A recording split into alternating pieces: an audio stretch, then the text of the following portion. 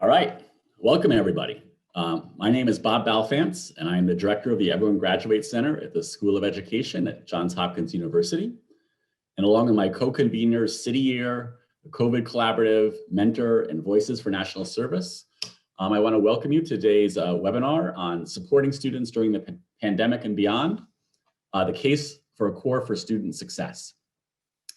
And what we're going to do here today is really talk about with folks from the field doing the work, from districts, from those who are working as tutors and mentors and success coaches and college advisors, and hearing from some school leaders, how we can best organize ourselves to help our students, both through the challenges of the pandemic and beyond them.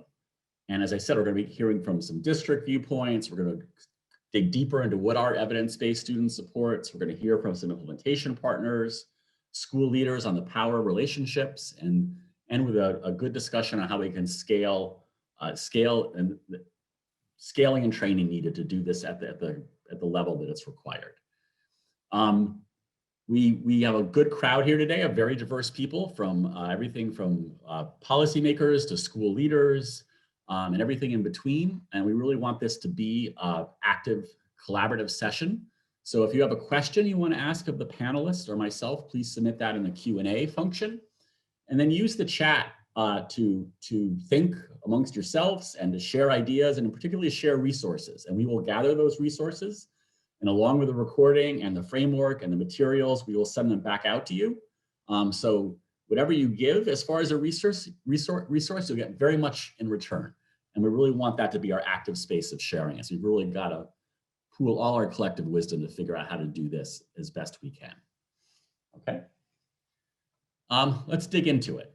So our new Secretary of Education, Miguel Cardona, almost moments after he was confirmed, put out an op-ed in the USA Today laying out his 5-point plan to take American education forward. And the first sentence of that 5-point plan literally was, with the right support, students are remarkably resilient. And I think that captures in a nutshell what we're trying to do, right? We know students are filled with promise, filled with strength, filled with deep capacity, filled with remarkable talents.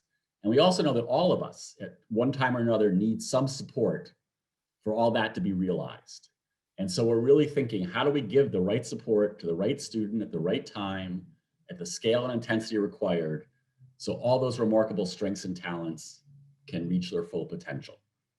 And we ask ourselves, how do we do what needs to be done, right? And what that is how do we provide locally chosen, right? Because we can't figure this out or mandate it from far, but nationally supported, because we do need to pull in all the resources and know-how we have, evidence-based, because we want to make sure it works, what we're doing, student supports that address the educational impacts of the pandemic, but also combat the longstanding inequities that so many of our students have and continue to face, right? Let's use this moment not only to respond to a crisis, but to really dig deep and take on those issues that for too long we've sort of put aside as unsolvable, when in fact, if we work together, they're not.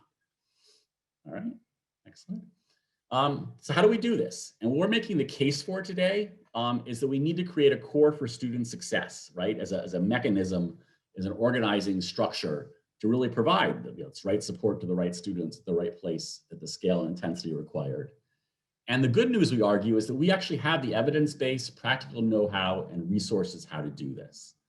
And what we need, if we go to the next slide, is we have to organize ourselves, right? We have to have an organizing framework that helps us in an agreed way identify what are those critical student needs and what are the existing evidence-based responses we need to sort of spread and scale and support. And what kind of criteria do we need to make sure we're doing the right thing in the right way and has the greatest chance of success? And what have we learned through all our prior work and what we need to do to make sure this is implemented and actually can work in real schools and real places under real conditions?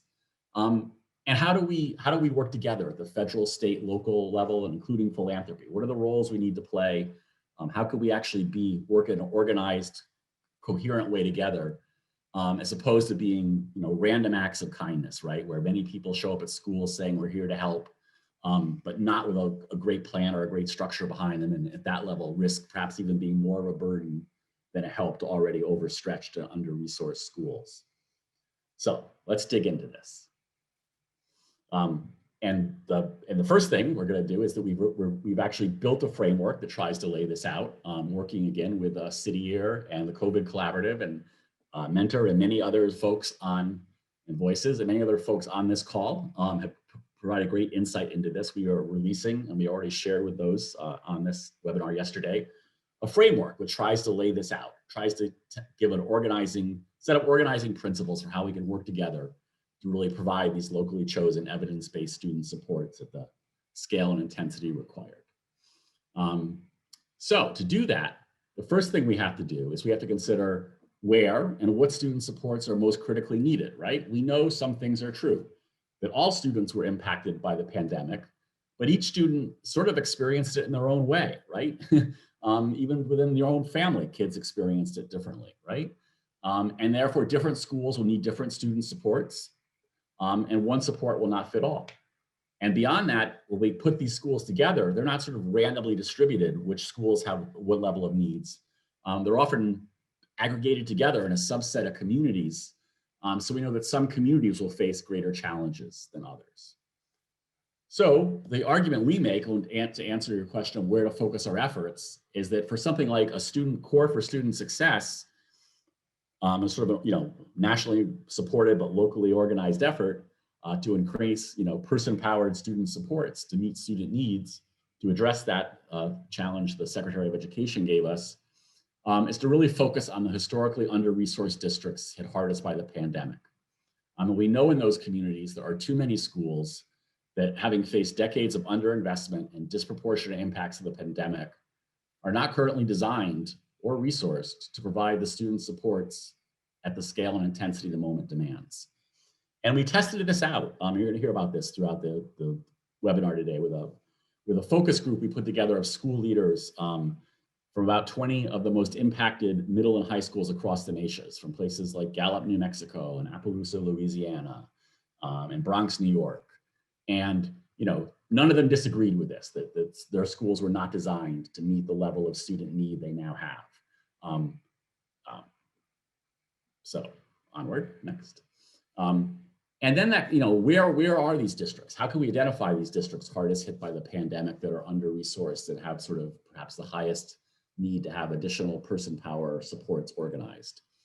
Well, one way we did, and this was for a project we did with Brookings on next generation community schools, but it's just as effective for student supports, is we asked ourselves, if we look at the communities that still pre-pandemic had the largest number of students still not graduating from high school, that had the greatest number of high poverty schools with extreme rates of chronic absenteeism, where 30% or more of students were not attending on a regular basis, and were hardest hit by the pandemic, measured very unfortunately by deaths, how many COVID-related deaths did the community have, we found that there was just about 500 districts, which is only about 4%, where half or more of the students that meet these criteria are found.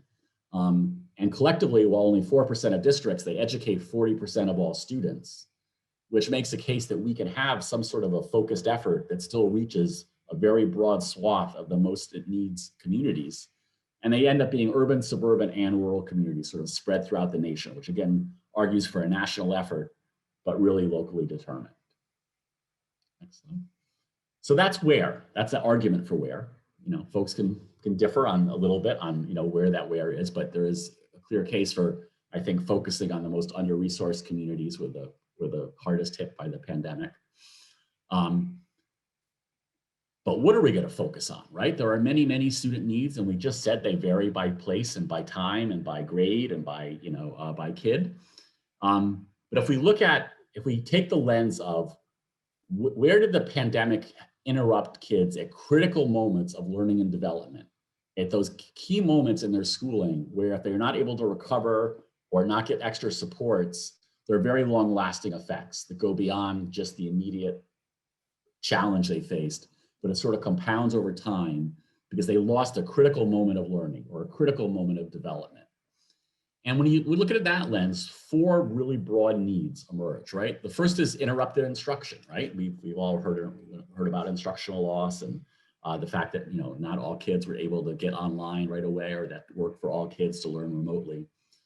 But within that, we know that there's critical times, right? That if you're just a second grader just learning to read and you lose a lot of that year of instruction, that's a lot of challenge to come back from. If you're a sixth grader making the transition from arithmetic to like fractions, decimals, and percents in the beginning of algebra, and you miss that, that can have a long road back. And even if you're 11th and 12th grader who's worked very hard to prepare yourself to study engineering and overcome lots of obstacles to do it, and suddenly you're not able to take calculus in the 12th grade, that also is a different idea of a key critical moment of learning to consider. So it's instructional, everyone had instructional loss, but it's those that had it at the most critical and key moments that have long-term impacts that we would argue we need to make sure above all else we address. But there's another group of kids, right, that very likely had some interrupted instruction, but for other reasons too, actually became disengaged and more disconnected from schooling during the pandemic, and are really in danger of believing that nobody knows me, nobody cares. And this is particularly impactful if it happens at key transition moments, that kindergarten, pre-K, kindergarten, beginning of school, the transition to middle school in sixth grade, the transition to high school in ninth grade. Those are all key moments when kids are deciding, is schooling for me? Is it a good place to be? Is it a place I learn, or am I just enduring it for as long as I can? And if, and we really have to work to connect those kids. And we know that many of these kids are the most vulnerable students, students with learning disabilities or students with disabilities, English language learners, foster care, homeless kids. We know before the pandemic, there were 6,000 high poverty middle, elementary, and high schools where 30% or more of the students were chronically absent, right? If we do not connect those kids to school, it doesn't matter how good our response to interrupted instruction is, they will not be engaged, they will not be there to benefit from it. Another key critical moment that we have to pay attention to are our seniors, our high school seniors, right? They're sort of lost in the transition, and their path to the future can be cut off. We know in the class of 2020 in high poverty high schools, there was a 30% decline in the number of high school graduates immediately enrolling in 2- and 4-year colleges. It's understandable why that happened, but we also know that once that momentum is lost, it's very hard to recover, because once you leave K-12 and you're not in higher ed, you have no institutional support to make that transition. You are literally on your own resources as an 18-year-old or what your family knows. But if you're first generation, your family doesn't have a lot of experience with making that transition. And many of those kids will try and even initially feel good about getting jobs in the labor market. But the hard truth is the young adult labor market doesn't lead to a family supporting wage if you only have a high school degree. So there's whole groups of kids that if we don't help them make that transition are really, on a path to a much more diminished future had it not been for the pandemic. And that gets us to our fourth group. For those of us that have been fortunate enough to sort of get through the pandemic with not a lot of tragedy, it's hard to imagine the amount of trauma and adversity that people have suffered and how widespread the impacts of deaths have been, and loss of homes and loss of income. And in some of the communities, when we were doing that Brookings map and looking at the total number of deaths in a county and the total enrollment in schools, those numbers were not that dramatically different, right? Which tells us that in some communities, nearly every kid is going to know somebody who died, right? And just think about that.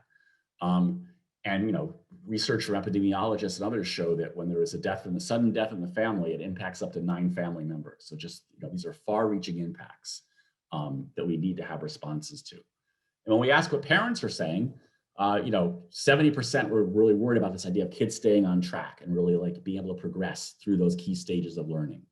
Equal numbers were worried about mental health and well-being. And just about as many were worried about learning, the kids were learning less, showing again that parents recognize there is these key ranges of student needs, from academics to social emotional to well-being, and they all matter, right? And you got to make sure kids have the support to get through all of those challenges. Next slide. All right, so that's a good view, hopefully a compelling view from 30,000 feet. But where this work happens is at the district level, right? And then at the school level. It's really at those community levels that this kind of work has to happen. So now we're going to turn to folks that really live in that world and get insights from them on what does the district perspectives tell us and how this framework for a core for student success needs to be organized and what we need to do to be able to get the right support to the right kid at the right time at the scale and intensity required. So we're honored today to have John Tupons from City Year and Sarah Peterson from the Office of Community Schools and New York City Department of Education. And I'm going to begin with John. We can welcome John. Welcome, John. Hey, Dr. Balfanz. Thank you very much. I'm here. Wonderful. So until recently, you were an assistant superintendent in the school district of Philadelphia. And now at City Year, you spend a lot of your time interfacing with over 40 districts. So from that sort of district lens, can you tell us what critical role do person-powered student supports play in helping students and schools succeed? Well, Dr. Balfanz, thanks for this opportunity. And hello, good morning, good afternoon to all the panelists and everybody who's a participant. Thank you so much. This work is so important. And Dr. Balfanz, when I was looking at your list of critical impacts of the pandemic, it also made me think about being a public educator.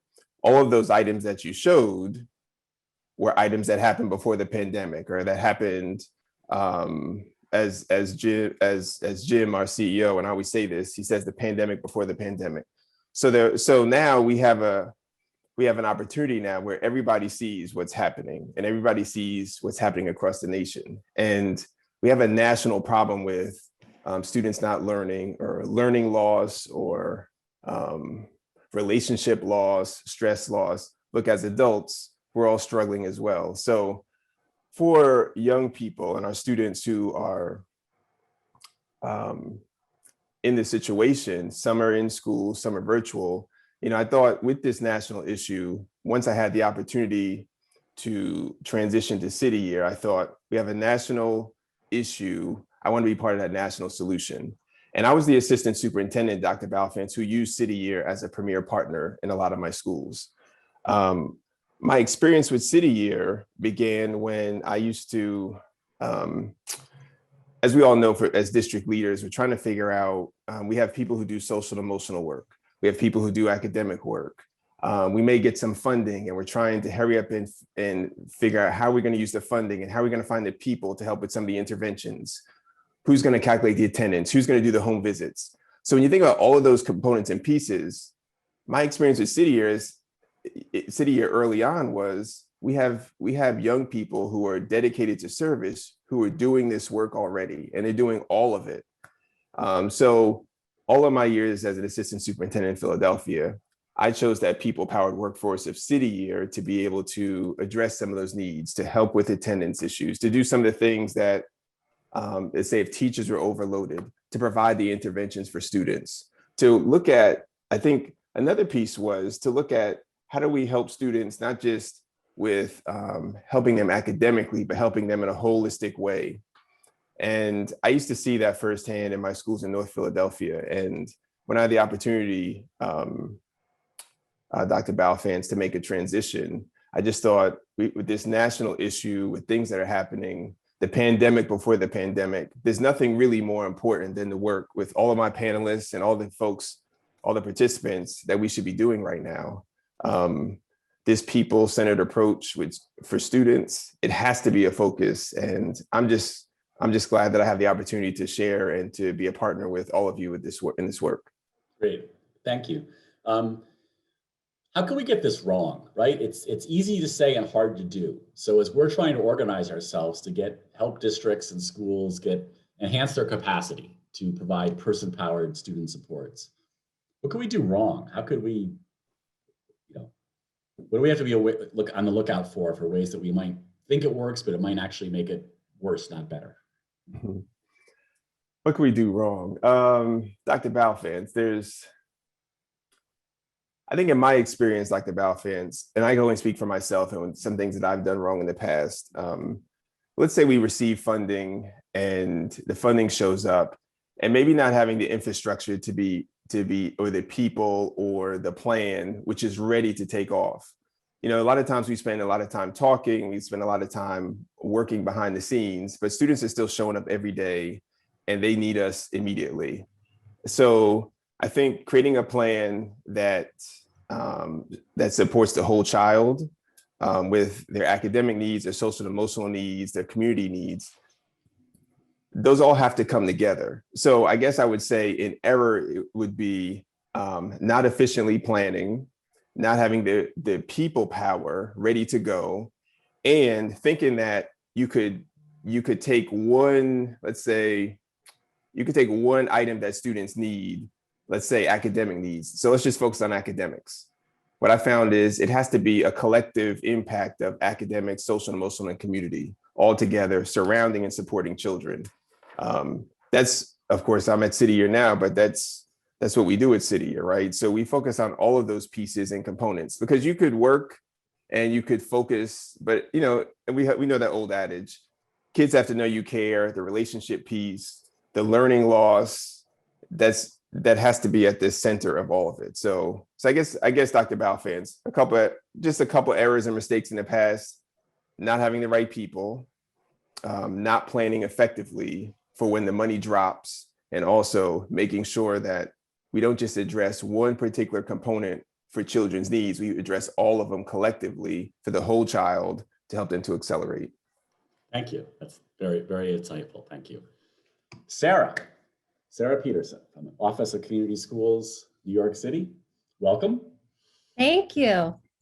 For almost a decade, community schools in New York City have been using person-powered student supports in the form of success mentors or success coaches, initially focused on chronic absenteeism, but sort of over time building to broad supporting student success in school. Can you tell us about the role and the impact of success mentors in New York community schools, both pre-pandemic and during it? Absolutely. Well, also, thank you for having me here today. It's really exciting to be part of this conversation and to see where the country is heading in terms of thinking about recovery as getting the right supports to the right students at the right time to build their resilience. That it's very thrilling to also be working with you, Dr. Balfanz, on the Next Generation Community Schools Task Force. In terms of success mentoring, which I believe, Bob, you know well, just for everyone's edification, Dr. Balfanz and I have been working together since 2010 on the creation of a success mentor corps that would mentor chronically absent students to help them attend more school. And since we've been working together, New York City has successfully mentored 100,000 students or more since 2014 as part of our community school initiative. And for those of you who are new to community schools, it's essentially a school partnering with a community-based organization to coordinate and power up people-powered supports and other types of resources so that students get what they need in real time, whether those are social emotional resources or academic resources. But community schools are also designed to be done in collaboration with the community, and which is how success mentors have played a critical role. So the community school director, who is also called a community school coordinator, partners with success mentors who can be anyone in the school, whether it's a teacher or a security guard, and they provide a touch point for chronically absent students. And yes, during the pandemic, that has looked very unique, and I'll get to that in a moment. But just for everyone's edification, we have almost 300 community schools today. And across all of those schools, we have served 25,000 chronically absent students almost each year. And over the years, because of the support of success mentors, chronically absent students have gained up to almost a month or more of school a year. And that's particularly true for students in temporary housing and students living in shelter. So the power of the success mentor, which is a completely low cost, easy to implement solution, has massive benefits for students and can change the culture of a school pretty much overnight, is what has been our experience. And during COVID, community school directors, virtually, but also in person, tapped this additional person power with the success mentors, but also transition advisors and social workers and all the folks that you mentioned before, Bob, who are essentially caring adults, and organized them in real time to meet the needs of students and families, whether it was delivering fresh produce and hot meals, dropping off devices, doing trainings for families on technology, creating those attendance connections for students, whether those were virtual or in person, and also going so far as to creating robust learning experiences for students in the remote space by connecting them to articles, data, research projects that are meaningful to them in their own community during the pandemic. So success mentors have played a critical role, and to boot, AmeriCorps was essential in driving our Success Mentor Corps from 2014 through 2016, as we had hundreds and hundreds of AmeriCorps volunteers out in our schools serving as success mentors, including through City Year. So we're really grateful for that, and continue to see the Success Mentor intervention as the #1 intervention for helping chronically absent students. Great. Thanks, Sarah. We got a question in the chat. Someone just wanted very quickly, like, what grade spans is this? How frequently do success mentors and students interact? Just really quick on some of the real quick.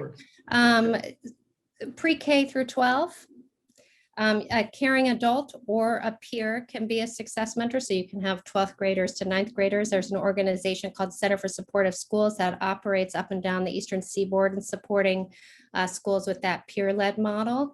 But any caring adult in the school can be a success mentor, and they can meet as frequently as every day during the morning check-in, and once a week for a 20-minute more kind of in-depth, how are you doing?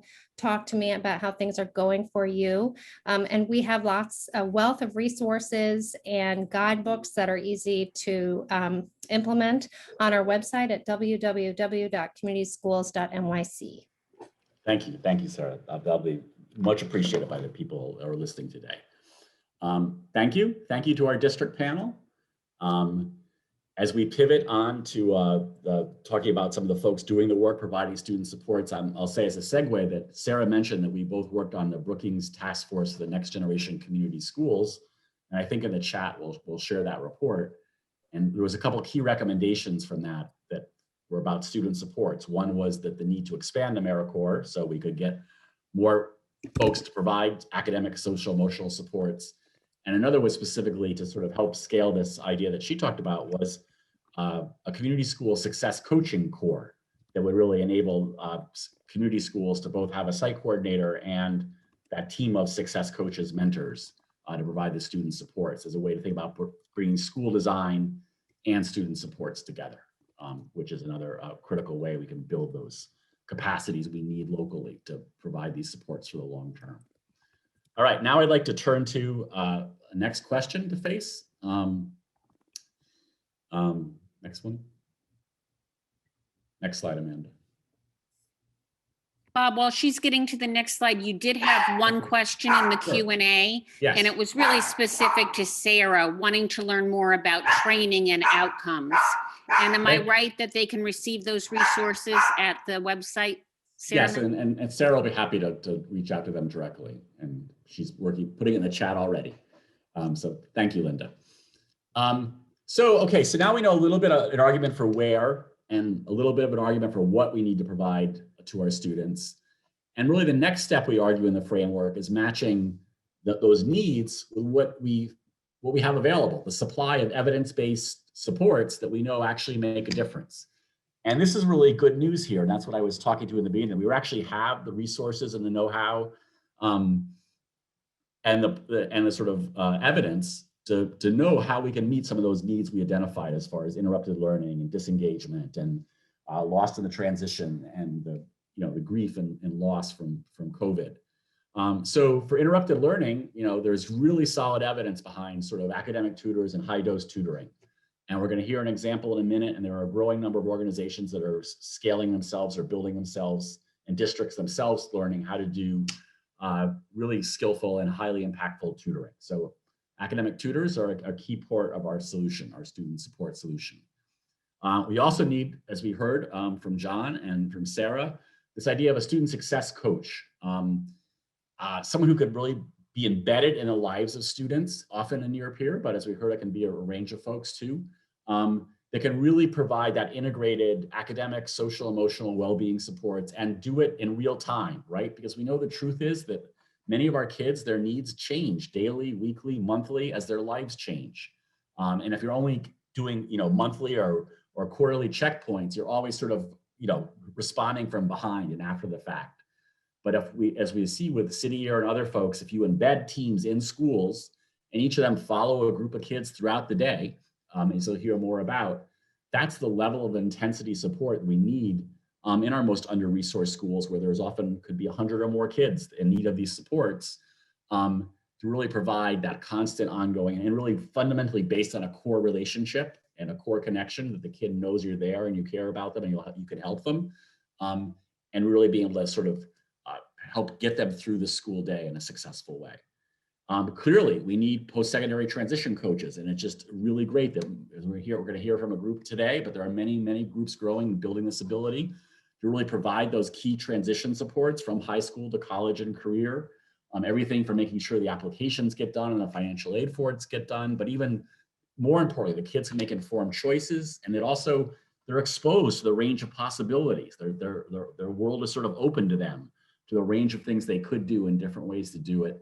And staying with them, because we've got to do better as a nation, but right now, there's probably 25 ways you can fall off track from when you think you know where you want to go to when you actually get there. We need wraparound site and integrated student support coordinators really to deal with those mental health and housing and health and grief counseling needs. And we need high quality mentors to fill the relationship gap, right? Because on top of some of these other like direct supports in a way or specific supports, all our kids need to feel connected and cared for and know there's someone in their corner. So that's the good news is we have good evidence-based strategies and groups and organizations and know-how in all these areas.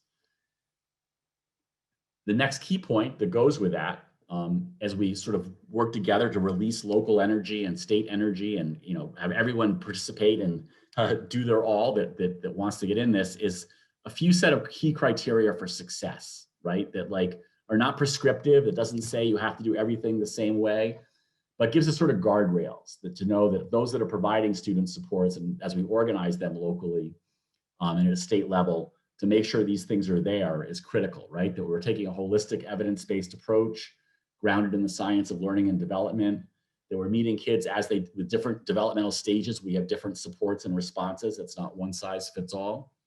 That we're enabling these supportive relationships at the center and that they're culturally and linguistically responsive and asset-based. That we can align ourselves to community needs and our chosen approaches, so that we don't come in with a rigid thing, it must be this way and you have to fit to it, but these supports can fit to where you are and the resources you have. Broadly available, but also sustainably serving the most impacted kids, right? One of the clear things we learned in our principal panel is don't show up, provide this great resource that suddenly kids and parents come to count on and disappear in 2 years on us because the money's gone, right? So we really have to be aware as we both have a broad response, because in some areas, it may only be 2 years is needed to sort of, deal with the impacts of the pandemic as a one-time shock to some students and some communities. But in our more impacted communities that had the pandemic before the pandemic, as we heard, we've really got to build now the strategy that lets those sorts of supports be sustaining and not give people things they've been looking for and then suddenly take them away. And in part of that, we've got to be integrated into the school day and school practices.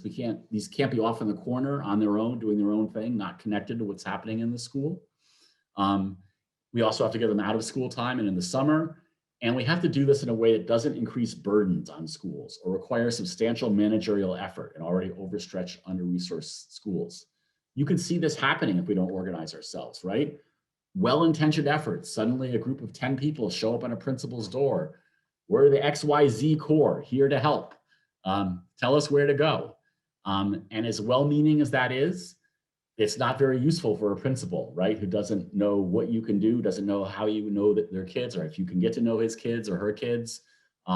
So we have to really be organized when we show up in a way that doesn't increase the burdens on schools. All right. So again, that's a little bit of our big picture, and let's really now get to the folks doing the work and learn from the ground. This is maybe the panel I'm most excited about today. We're going to get to hear from a tutor, a mentor, and a college advisor. We welcome Jessak Gammon from Brothers At. We welcome Max Ramaway from College Possible, and Latrice Strickland from Saga Education, which is a tutoring core organization. Welcome. And what I'm going to ask you three, and I guess we can start with Max and go from there, is just first tell us who you are and where you work. Yeah, my name is Max Ramawi.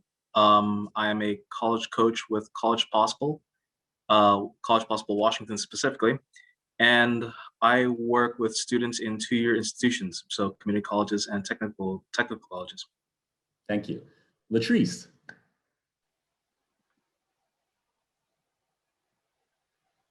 Hi, everyone. My name is Latrice Strickland. I work with Saga Education, and I'm a fellow math teacher at Simeon. A little bit about me. I graduated from Northern Illinois University with a major in nonprofit and NGO management, emphasizing the advocacy, and I did a minor in family and child studies. Upon leaving college, I did a year at City Year, and now currently I'm working for Saga Education. Thank you. Welcome. All right, and Jessak. Hey, how you guys doing? Good afternoon. My name is Jessak Gammon. It's Jessak with a K. I work as a program coordinator for Brothers At organization at Bard College and Kingston City School District in Kingston, New York. I recently graduated as well from Bard College in the year of 2019 with the Africana Studies concentration and American Studies major. Thank you. Thank you. All right. So I'm going to ask you each now is to give us some detail on what your work is like. How do you support students? What do you do? What is the work you do? Just give us a little slice of a day in your life and how you're supporting students. And again, we'll start with Max. Yeah, so I support students in two-year institutions, and oftentimes what that will mean is kind of, sorry. Yeah, I work with students at two-year institutions, and that would mean helping them out with supporting them with financial aid, supporting them with any resources they might need for academic success, personal support, and generally helping and supporting them and mentoring them on how to lead themselves through college and their college careers successfully. Great, thank you, thank you. Latrice, what does one of your days look like? So my day at Saga, I basically tutor math freshmen and sophomores. I have honor kids as well in some instance. A day-to-day basis for me is basically creating lesson plans to help my students better understand their actual math class. They'll come to me every day, 5 days out the week. It's a 4-to-1 ratio where they're split up 2-to-2 ratio. So I have 2 people that might be on tutorial with me now that we're in the pandemic, and then I have 2 that are working on Alex, which is a foundational skill that they do independent work on. A day-to-day with me is basically, I get to know my students. I want to learn about them in order to gain their trust. You know, working with kids, you can't just go straight in and expect for them to just adapt to it. You know, they have to gain your trust in order to move forward. So for me, working with Saga, I originally started at Bogan. And so I transitioned over to Simeon High School. And there, you know, between both, I let them know who I am. Like, I don't put on no front. This is who I am. This is what I have for you. I'm also one of those students. I went to CPS myself. You know, I did a little bit traveling. I had firsthand of different school systems and, you know, how the lack of support is in there for the students. So having these programs for the students actually is beneficial. So on my daily day, I let them know, like, I'm here to help you. What you need, I can meet you there. All I need you to do is work with me. Another part of my day-to-day is communicating with their parents. Monthly, I call their parents, let them parents know whether it's good news or bad news. What are some goals? I have my kids set goals for themselves because of the fact they're in high school. So some want to go to college, some might want to go to trade school. What are your options? Don't wait until your junior year to figure that out. Let's figure that out now. So that's a little bit about my day-to-day with my kids. Thank you. Thank you for the work you do. All right, so Zach, what's your day like? Yeah, so my day, it's most importantly working alongside like the parents, the guidance counselors, the teachers, the principal, assistant principal, and obviously the students. The students, that being at the collegiate level and at the high school level. So Brothers At, we recruit, train, and hire collegiate young men of color mentors. We don't recruit them as mentors, we recruit them as students, and we train them to be mentors. And then I supervise this team of mentors. We bring them into Kingston High School, and we run sessions for our guys 3 times a week. Oftentimes, I would say that like how we go about doing this, it relies heavily on a relationship. So building relationship with our young men of color first and foremost. And then I would say that like it's really about the relationship, but paired with the idea of like creating a space. Their space, having a space that they can talk about what's happening with them emotionally, what's happening with them outside of school, and what might be blocking them from completing the work that they're trying to get done, or ultimately graduating from high school.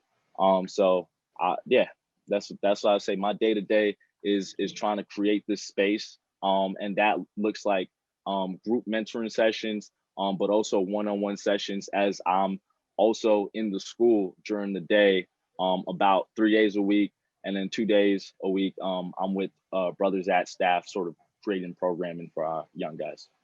Great, thank you. That's important work. So this is, anybody who wants to take a stab at it, or all of you, what are some of the ways you found that have been most effective in motivating your students to sort of just keep at it in this sort of challenging time?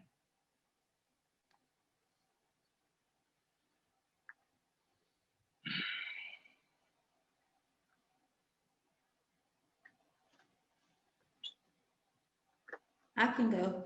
Okay. Some ways that I motivate my students, knowing that I work directly with them with math, I try to address the problem, knowing that math is one of the hardest struggles for most students that go to school. They either don't like math and stuff like that. So I try to address it. Why? Because that takes a burden off of them. They come in here like, oh, I don't like math and stuff like that. So I let them know, like, let's talk about why you don't math. Let's figure out different ways and strategies to help you understand math, because everybody learns different.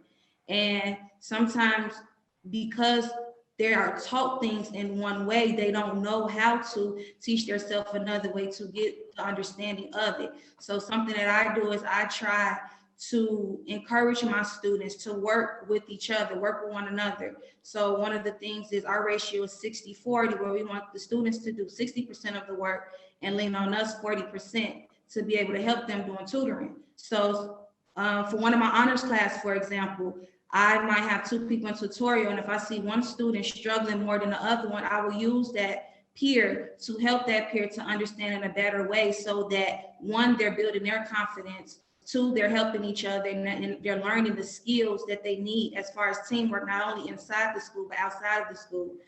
So that's a little bit about how I motivate my kids. And I talk to my kids. I check in on them. Sometimes I might start my day with an icebreaker and let them know, like, we're in a pandemic, so this is different. This is new to you. This is new to me. How can I help you assist in this? How can I make this more educational for you, helpful for you, make you feel like you're in the school? So sometimes I try to change my lessons into activities for them so that it's more fun, it makes them engage even more.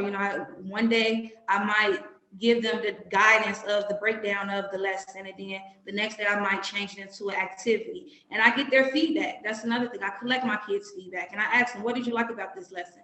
What did you not like about this lesson? What did you learn? What can you take away that you struggled with before that now you know that you can take on later on if you was to revisit this later on? So that's some of the things that I do to motivate my kids. Thank you. That's really good work. So my last question, anybody can take it. is what would help you do your work better even?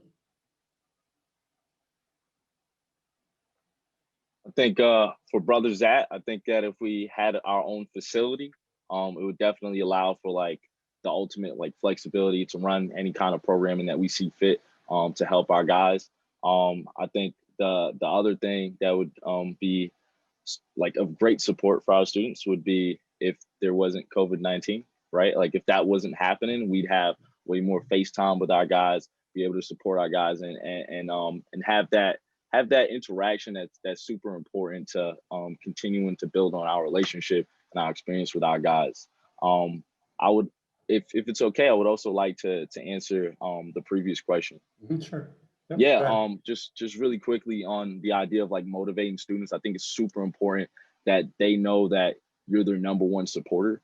I think that, you know, them knowing that they have you in their corner is extremely valuable, as you might be their only advocate in their life. I find it often that like a lot of my guys, I might be literally their only person like coming to their tryouts, to their games, or like supporting them with their homework and their tests. Like you might be the only person they have in their life to look to for help. So knowing that and challenging them as well, right? Like holding our guys accountable in a healthy way and pushing our guys as their supporter, I think is super important in terms of like trying to motivate our young men of color to do work. Thank you so much. I just want to thank all of you for doing this tremendous work, really like on the ground where it happens. This direct person-to-person, young adult, in your cases, to fellow student, is really the argument we're trying to make needs to happen even on a much broader scale. It's those direct supports from one person to another that can provide those helping hands when they're needed, that really changes the life course of our students. And so we just thank you so much for the work you're doing, because we know it's not easy. As you described, these are full, intense days you have. And we just want to thank you for that. Thank you for having us. Sorry, thank you. I know we have a few questions that have come in, and we'll try to grab those right now if we can. Thank you, Bob. Morgan Kim asks, with the post-secondary transition coaches, how do we tap into community organizations, nonprofits that already offer these types of services? I know more is needed. How do we bring together these programs so that they are able to work collaboratively to reach students and families? Great question. And that's really what we're trying to argue for in this framework, is that we need to be able to bring everyone together that's doing this work locally. And that's where this work happens, and then help connect them if they're not already with the schools and places where their supports are most needed. And then where it's even where local supports are not enough, think about ways through AmeriCorps and other avenues that we can then supplement those local resources with additional person power. Thanks, Bob. Our next question is from Lindsay Brown. Curious if you've developed any mapping tools to help schools think about the key functions and roles I'm sorry, it slipped. Oh, the key functions and roles you describe integrate with or complement existing roles in schools, such as interventionists, family liaisons, social workers, etc., when these exist. Well, I think that's a good point, and a thing that everyone, I think, is probably best done locally, but we're going to in a minute talk about a key role for an organizing partner. And I think that's a critical role, is to do sort of that resource mapping at both the school level and a community level. So everyone is, because often everyone is doing their work and their head is down and they're doing great work, but it often leads to not everyone knowing who everyone is that's actually doing the work. So I think that's a critical role, and we'll explore a way for that to happen in just a moment. Okay, Bob. From Melissa Hostin, tutors can often be hit and miss, especially in math, since many of us learn math differently than the way students learn math now. How are you managing the quality of the tutoring offered? Yeah, so I think that's one of our calls are to first begin expanding proven programs that have developed training and quality control measures for that, as opposed to sort of just an all call for all available hands. That there's a role for that. But we believe to get to schools with quality and impact next year, first we need to expand and push as far as we can existing proven in established organizations. We also have a question from the chat, and then we have one more after this, Bob. I've been hearing about a proposed tutoring corps. How does this plan work in parallel to that? Is it an either or thing, either a corps for student success or tutoring corps? Great question. I'm so glad you helped us clarify it. We're using the Corps for Student Success as our big tent approach. It's a big umbrella that all student support providers that are evidence-based fit under. So as you saw in that one graphic, and we'll show it again, academic tutors, or where the tutoring corps is one of the key pillars underneath that big tent. So it's a both and, as we said, within any given school, and certainly within any given district, there will be kids that really need a tutor, and there'll be other kids that need a success coach and other kids that need a post-secondary coach. And the goal is to figure out at that district community level how all those needs can be met. So it's very much a both and. From Sheldon Horowitz, can you reflect on how this framework will address the unique and specific needs of students with disabilities? Differentiated instruction, specialized tutoring? Yeah, that's a great question. As we said, that some of the kids that are fall in that disconnected group too quick are students with disabilities, just because they haven't gotten the proper supports. So it's fundamental that across all our student support categories that folks work to make sure that students with disabilities are fully included in their supports in ways that are appropriate and mesh with the needs of those students. Can we take one more before you go on, Bob? Last one. John Kelly. I run a state service commission, and we have been having lots of conversations about these interventions and have fairly broad support for many of these ideas. What are the national organizations doing to ramp up now? How quickly can you scale? There's a lot of pressure to get boots on the ground ASAP. Yeah. Well, again, I think that's going to be an organization thing, but it is the proven existing ones that are the only ones that really have a shot at increasing boots on the ground next year, because they have existing relationships. And I actually think that's a perfect segue into our next section, where we're going to actually talk about the critical role of AmeriCorps and state commissions. So thank you for that segue. And I want to now turn just briefly to sort of some key, we're going to come back to the video, but to stay with the flow, I want to just go to to answer that question. So when we get to the how to get, how to make this happen on the ground, how to make implementation work, which were so many of those questions were about. Some key things we bring up is we really have to leverage the existing Corporation for National and Community Service infrastructure. That's what that service commission question you just heard about was from, is that they're part of this. But these are the folks that can get boots on the ground this fall, this summer. We really have to leverage that. We also have to enable our school districts to partner with local organizing and implementing partners to both identify and organize these needed supports. And this is the crux of how we solve that. We can't put more burden on already overstretched schools. We really need to enable them to partner with the local intermediaries and local support organizations to create a partnership to sort of work together to sort of help each other.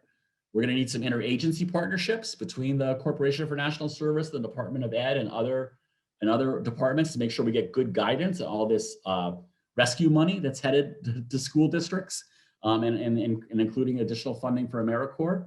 And it's really important to have enough technical assistance and support to address those quality control issues we heard in the questions, and also to ensure things like that students with disabilities are fully included and fully able to access all of these supports, as well as English language learners and homeless students and foster care kids.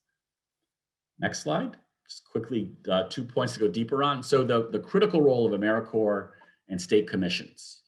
So as I said, this is really the group that has the proven capacity to recruit, train, vet, manage diverse corps of high impact person power in partnership with communities across the US, and can do it by this summer and fall. And fortunately, they've gotten some additional resources in the rescue plan to help with that. They also are the ones with existing relationships and partnerships with school districts and local intermediaries. It's really, we need to grow more programs and more supports to reach everywhere in those key underserved districts over time. But to meet immediate needs, we need to leverage people that have existing relationships, because if you don't have a relationship with schools, it's hard just to show up and knock on their door and figure out what to do quickly. And the final thing and AmeriCorps is already in thousands of Title I schools, right? They're already there, right? So it's building upon what's already there. And state commissions, which are a key function of how AmeriCorps is organized. Each state has its own commission, which helps figure out how to do the work of AmeriCorps in their state. Together with their state departments of education, are the ones that can really ensure delivery of student supports that are tailored to local needs, because they know their locales, right? We need to have people who know their locales at the center of this work. So we're really matching resources to needs and also building on existing capacities and not duplicating them. And also it's a way to make sure the relief dollars are used strategically to maximize their impact where they're most needed. So it's a really critical part of the story we want to emphasize. Next slide. And we can see, again, the fortunate thing are there are many AmeriCorps programs, existing AmeriCorps programs that can be scaled. And we've heard College Possible, we heard from Saga, we heard from City Year. There are many AmeriCorps programs that do tutoring, that do success coaching, that do transition work, that do wraparound support work, that provide high quality mentors. And the other key thing on this slide is that top thing, local determination of student needs.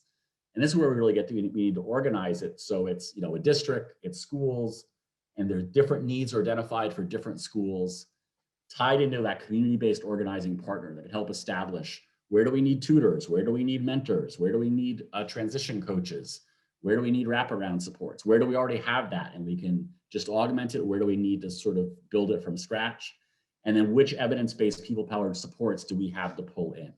That's sort of the local organizing framework, and then supported by sort of this national effort, really funneled through AmeriCorps and state commissions, and really drawing on these proven providers, which are within AmeriCorps, so they are able to increase their capacity through additional AmeriCorps resources.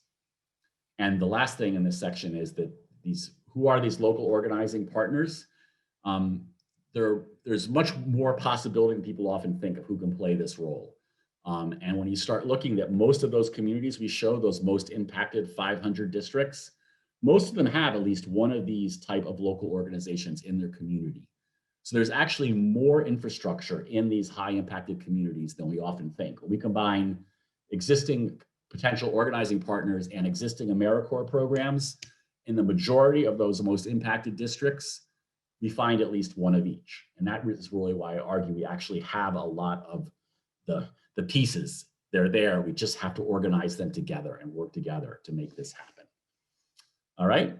And we tested this with our school leaders. It's always good to test this with the ground. And we asked them if we could provide you a menu of evidence-based supports that federal funds could be applied to, and some local organizing partner to help you do the work, would that work? And we got sort of overwhelming, resounding 93% yes.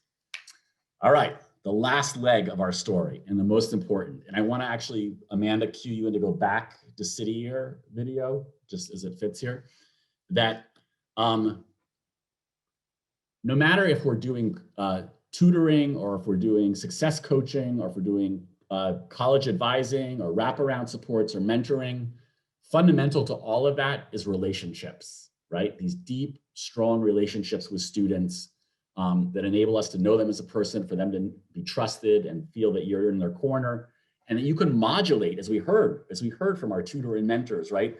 It enables them to modulate their supports to really tailor it to the kids' in the moment needs, which are so important to being sort of a proactive, preventative strategy. So to kick off this final section, we're gonna have a brief video by City Year and a brief video from school leaders on relationships, and then a final discussion with Dr. Daryl Davis from Kansas City and David Shapiro from Mentor on the power and the importance of relationships. So this is a 3-part series now to bring us home. Now the center of all of the student support work has to be powerful, productive, supportive relationships. Roll tape, Amanda. At City Year, we know all students can succeed. And that's why our 3,000 AmeriCorps members show up each and every day, ready to help schools and students in 29 cities across the country. And I should know, because I was one of them. My name is Michael Stevens, a proud product of Western New York. I'm the executive director of City Year here in Buffalo and a proud City Year alum. I'm Michelle Taffel, executive director of City Year Washington, D.C. City Year recruits and trains diverse teams of AmeriCorps members to serve full-time in public schools as student success coaches. They focus on building developmental relationships with students, providing research-based, integrated academic, social, and emotional supports, and supporting teachers to create personalized, positive learning environments designed to help all students reach their potential. So what does that actually look like? For City Year's student success coaches, it means greeting students when they arrive at school to make sure they're starting the day on a positive note. It means providing small group or one-on-one tutoring to help students learn to work in teams, cope with frustrations, or master fractions, all skills that are important in school and in life. It means leading activities during class so partner teachers can differentiate instruction. It means running an after-school program to connect classroom learning and development to the after-school space, supporting parent engagement activities, or planning school-wide events to make school a fun and welcoming place to be. Our student success coaches, who are supported by a school-based staff member, work in collaboration with our teachers and principals over multiple years, becoming part of the fabric of the school community. This helps advance their capacity to support whole child development and respond to the individual learning needs of their kids. And during the pandemic, our student success coaches have been responsive to the shifting needs of our students in schools, while continuing to focus on addressing the holistic needs of students. They focused on encouraging student attendance and creating a sense of belonging to support student engagement, one of the biggest challenges we're facing this year. Studies show that schools that partner with City Year are up to 2 to 3 times more likely to improve in English and math assessments. The more time students spend with our student success coaches, the more they improve on social, emotional, and academic skills, with students who are furthest behind benefiting the most. And there's evidence that our work has an impact on reducing the number of students who are off track to high school graduation. Even before the COVID-19 pandemic, there were too many chronically under-resourced schools and too many kids growing up without access to the learning environments they need to thrive. The pandemic has only exacerbated those existing inequities. Here's just a small example of what that looks like from our City Year LA team. City Year members really pay attention. For example, a student mentioned they didn't have enough money for food. Not being able to afford food was essential for us to be aware of. Our students, their parents aren't able to hire tutors, and so we're hoping by being able to provide small group support in breakout spaces, we're able to provide that support that allows them to, again, feel connected to an adult. There's like a lot of people in my house who are like in like Zoom meetings, and then your internet goes off. So then that's a problem, because then my teacher, I don't know what's going on with my work. Bill Gates himself wrote a blog post a couple weeks ago. He said that City Year is one of the 3 organizations he thinks is really doing frontline COVID response. Our students really need as many caring adults as possible to check in and connect with them. I don't want them to feel like they're alone. Having a City Year member reassuring them that they can actually learn this year and not feel left out. That's why City Year is going to be in their classes. That's why we're going to be offering after-school programs. The students, they feel a little bit more comfortable maybe asking questions to the City Year because we are closer at age, so the students feel that connection. She made me feel comfortable in the classroom. Like I was part of the classroom. I felt very small, and she made me feel big. I really, really want to help students that come from my same community. And it's this mentality that students still here around my neighborhood in East LA and Boyle Heights. They still believe that they can't make it. And I want them to see me and be like, hey, I am an example that I made it, and I have the exact same circumstances as you did. The connections our student success coaches develop are as powerful virtually as they are in person. Feedback from our teachers and principals show this too. Our school surveys from last year revealed that 94% of principals and 90% of teachers said that City Year student success coaches help their students feel a sense of belonging.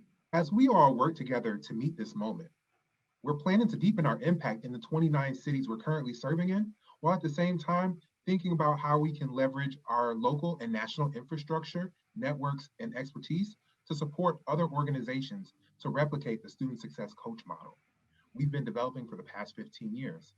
While City Year continues to focus on key urban districts, our goal is to support expansion of the model to smaller cities, inner ring suburbs, and low wealth rural areas that are included in the 4% of districts educating 50% of our nation's non-graduates. To do this, we also need to invest in infrastructure that makes our work possible, AmeriCorps. We already know that it's a smart investment. For every $1 spent on AmeriCorps, there is a $17 return to society. By investing in AmeriCorps and key education funding streams like Title I and Title IV, and by creating a collaborative partnership between the Department of Education and AmeriCorps, we can also invest in launching a Corps for student success. With the right support and funding, we can expand locally driven collaborative opportunities to get the right supports to the right students in the right places at the scale and intensity this moment requires. And we're ready to work together to do whatever it takes to help our students succeed. Because we know that when our students rise, we all rise. All right, so there's some questions building up, and I'm gonna actually address them near the end. I'm gonna actually move ahead now to our final panel with David Shapiro and Dr. Davis. So David and Dr. Davis, we just heard a lot about the importance of relationships and the need to do this at scale. And that's really where I want to end this discussion, because there's probably little disagreement that our students need more supports, and for those supports to be effective, they need to be driven by relationships. And I think a lot of the questions and concerns I see building up, not even concerns, but just wonderments in the Q&A is about how do we do this at the scale needed, so we actually reach the kids who need this and not just the few that we were lucky enough to grab, right? Which has sort of always been our strategy, doing the best we can, which is okay, but that leaves as many kids not helped as helped. So if we're really trying to get to all kids, based on your experience, how do we do this? And Dr. Davis, I'm going to begin with you, because I know you've worked hard at Kansas City to really with this idea of reaching all kids with a relationship. So you can just tell us a little bit about what Kansas City's been doing to make that happen, and what kind of lessons it has for the rest of us. Right. Thank you so much for allowing me to be a part of this important conversation today. This is great. To your question about what have we been doing, I do want to start with the fact that in Kansas City, we have made relationships the center of pretty much everything we do. So when anyone searches through our strategic plan, they will see in every single goal words such as making sure that young people have these strategies to persist, making sure that young people have an increased sense of belonging. In every aspect of our strategic plan, you will find that mentors play an important role within that. And so relationships, whether it's through volunteer mentors, whether it's through leveraging programs such as City Year, which we have done. I saw Kansas City on that graphic that you just showed. And we have steadily increased our number of schools that are participating with City Year over the last 5 to 6 years. So we have just embraced that schools can't do this work alone. That is the starting point for how we conduct our business here in Kansas City. Thank you, thank you. So David, you're working across the nation to try to get high quality mentoring to as many kids as humanly possible. And along the way, you've developed, you and your affiliates have developed some good tools and strategies. So can you just share with us some of the tools and supports that are available to people that want to both scale mentoring, but also scale the ability to build relationships across all kinds of student supports, whether it be a mentor, a tutor, a success coach, or a college advisor?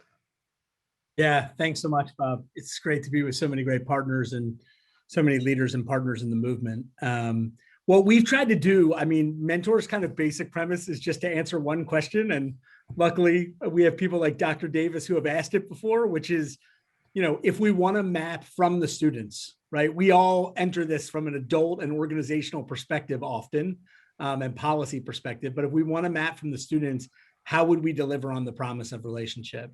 And so to your point, Bob, like our affiliates, we have everything from the National Mentoring Resource Center, which offers free training for organizations that want to set up a quality mentoring program or make a part of their program better, so that to make sure that the mentoring is efficacious and evidence-based.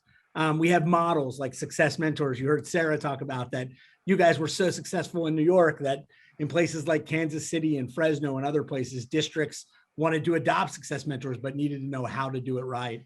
And then to your point, at an individual level, and this is really newer work for us, and it sort of intersects with what you talked about this question that keeps coming up about tutoring and the Big Ten, and is my organization going to be in this or not? The idea that we can also teach individuals to have mentoring mindsets when they're working with young people and understand what it means to build relationship, even if that is not the centerpiece of the intervention. But that if we're going to be interacting with young people, a consistent adult, and that is a big difference because there are some models where the adult or the peer may be interchangeable, but if it's going to be a consistent human being, that they focus intentionally on the relationship. And I would just say like a few hallmarks, Bob. One is context. Like you got to understand, that's why Brothers At and the organizations that were understanding a young person's context is a huge part of being in a relationship with them. And if we don't spend that time, intentional structures, I think a lot of times we focus on the content or the curriculum, and then we think relationship will just happen. It doesn't just happen well unless you're intentional about it and you're supporting it professionally the way that Brothers At and City Year and others do. And yeah, I think I would just stop with that, Bob, and just having people like our affiliates have that 10,000 foot view to John Kelly's point and can be leaned on to know where mentoring is, to know where great organizations are, to know where a higher achievement is, or a center for supportive schools, or even like a Take Stock in Children or Brothers At, to leverage them all so that we close the relationship gap.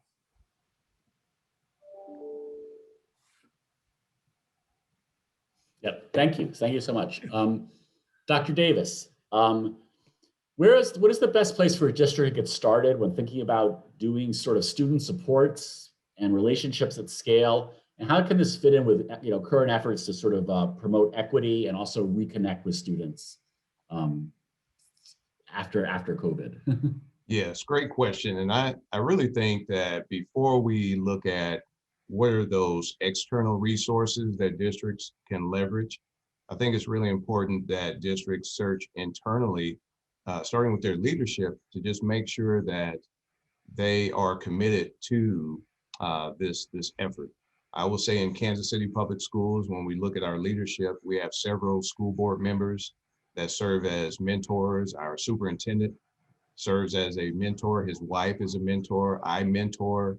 I think that when there is commitment at the top of the organization, we'll find that the organization responds to that commitment, and we're able to put forth a budget to support the mentoring program, whether it's through marketing or it's through stipends for personnel who serve as site coordinators at schools. I think once that infrastructure has been put in place, and then those districts leverage the support from the Everyone Graduates Center or from Mentor, the National Mentoring Partnership, that can also support logistics and just building out the infrastructure on how we vet potential mentors or partnerships. Once that is in place, then the school district can go out and really leverage those community resources that stand ready, wanting to help and just put their arms around that school system. So churches, fraternities, sororities, nonprofit organizations, even corporations. We've had numerous corporations here in Kansas City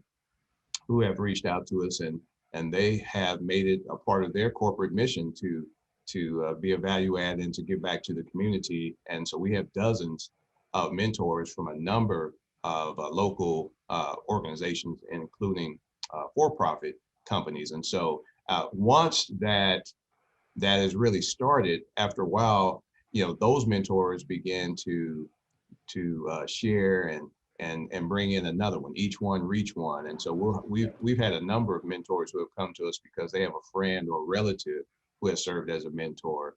And I have to say, City Year has been a very valuable partner with Kansas City Public Schools. And so each of those success coaches has also served as a mentor. So they provide a very large mentor base for us. And so collectively, we have convening events where each of those organizations can look around the room or the past year can look virtually on the Zoom meeting to see the collective impact that they're having.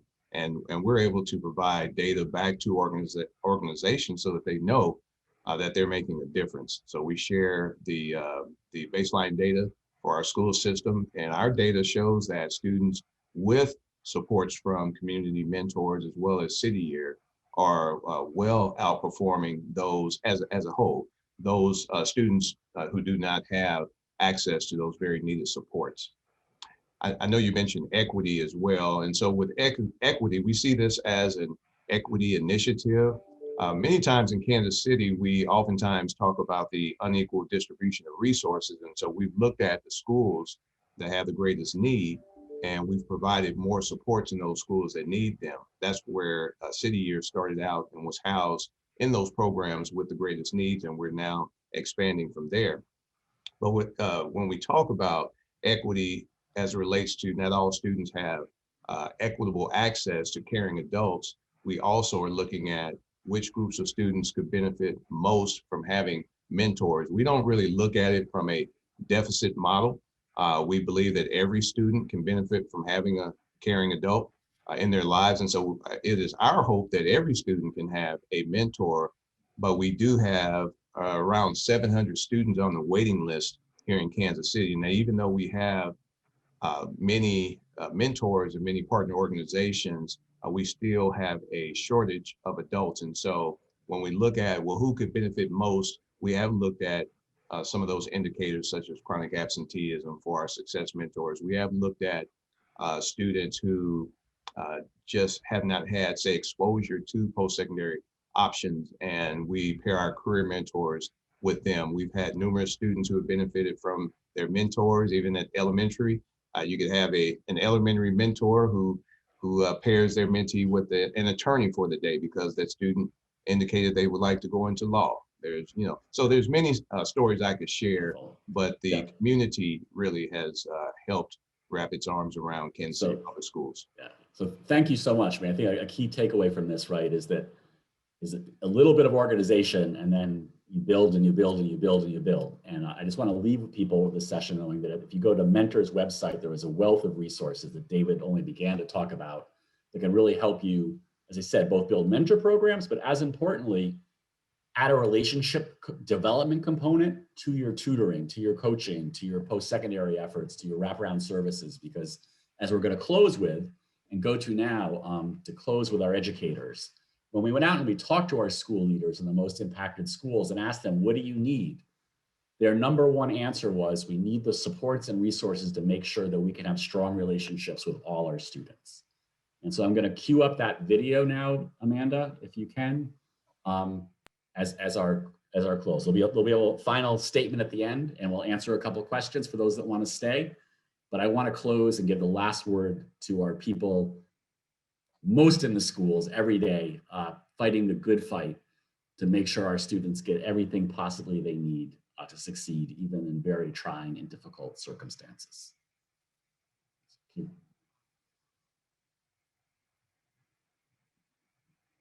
Students' needs are different, and we must be prepared to address the needs of each individual student. Relationships have always been vital for student success. In normal circumstances, students need a balance of emotional and academic support to be successful. In the wake of COVID-19, the need has intensified. Students have felt additional pressures such as adjustments to new social norms like physical distancing, wearing masks, and having to learn how to effectively use various technology platforms to facilitate their own learning. Relationships continue to be at the center of what drives overall student success. Therefore, as educators, we must make an effort to get to know our students, what motivates them, and how to reach them. Hello, my name is Peter Deswood. I'm the principal of Rocinante High School. And I just wanted to share really quickly why relationships are important whenever we are working in education. So at our school, we really look at building positive relationships with our students. A lot of times here at Rocinante High School, we say we don't just worry about grades and attendance, we also worry about what goes on in their head and what they feel in their heart. And we communicate that to parents during our interview and then whenever we meet with them in Zoom. So relationships are important because before learning can happen, they have to trust us. If our students don't trust us and believe in what we're doing, then they're not going to be ready to learn. In fact, we've seen in the past, if those relationships aren't built, then sometimes we'll have discipline issues or students not doing homework. So again, make sure you build relationships whenever you're working with students. And that's what we all do as educators. Thank you. I believe that relationships are extremely important for students to be successful and for students to learn, because when teachers and students have relationships, there's a connection. And when there's a connection, there's more trust. And in order for a student to be comfortable with making mistakes and being vulnerable and really trying to do something that they're scared to do, there has to be trust. And there has to be this feeling that if I make a mistake, or if I'm wrong, or if I am late, or I don't do something, I will be supported. And so when there is that relationship between teachers and students, there's more of a willingness to take risk, and there's more of a willingness to be vulnerable. And the teacher can see the student as more human, and you can see your student as the whole person that they are when you know more about your student and you've built that relationship and you know what's going on in their life. All right. So I'm going to bring us home now. So we tried to make the case here for today. The case for a core for student supports is that COVID has driven home that our students have some core challenges they have to overcome. And COVID brought these to light, but in our most impacted areas, they were there before. It gave us a language, interrupted schooling, learning loss. But that was going on for the kids who were chronically absent before the pandemic, right? And so what we're trying to do is figure out how to take these four things, where to do our work, the most under-resourced schools, what to focus on, these key moments of learning and development, where if kids don't cross that bridge, they struggle for a long time. Bringing evidence-based supports against those key moments. We found, fortunately, that we have strong evidence for tutors, for success coaches, for mentors, for post-secondary advisors and wraparound supports, and each of those meet those critical developmental and education moments. And it's about getting the right support to the right kids at the right time. At the scale and intensity is about leveraging AmeriCorps and the National Service framework, and then also creating local partnerships between school districts, local organizing intermediaries, and local providers to make sure that we actually can then, get the right supports to the right kids. And we learned to make that happen, we have to put relationships at the center, right? That really, whatever kind of support we're doing, there's both a support need and often a relationship gap, right? Because when a teacher has 150 kids, they can't form meaningful relationships with all of them. They need additional adults playing additional critical roles to make sure that every kid has that strong relationship and the supports they need when they need them at the level they need them, right? And so our goal through this framework is to organize ourselves to do that. We encourage you to read it, to give advice on how to make it better. We encourage you to sign on, to sort of throw your support, to say, this is the general approach we should take. And also tell us what's working at your community. And the key thing I want to make to answer many of those questions I saw is that the reality is, when we look at what's going to happen with the rescue dollars, is that most of that is going to be locally determined. 87% of those $150 billion, which is like almost 10 times Title I, just to put it in people's minds to understand how big this is, will be going directly to districts. And they will be the ones making the decisions about how to invest them to support, to address instructional loss, to address students' academic and social emotional needs. So much of this work will be worked out locally. And And we're just trying to help create a framework so that everybody from a national and state level can all pull together to help organize the conditions to enable those local decisions to be strong and to be good and have access to the people power they need to meet the actual needs their community has. So there's really room for everyone to be involved in this. That's what we're trying to build towards.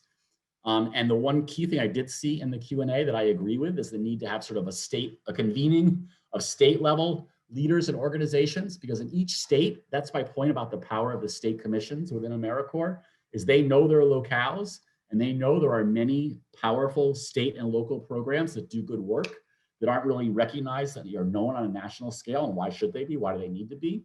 But those are the key building blocks at that local level are going to, in knowing their locale, that we can weave together the supports we need.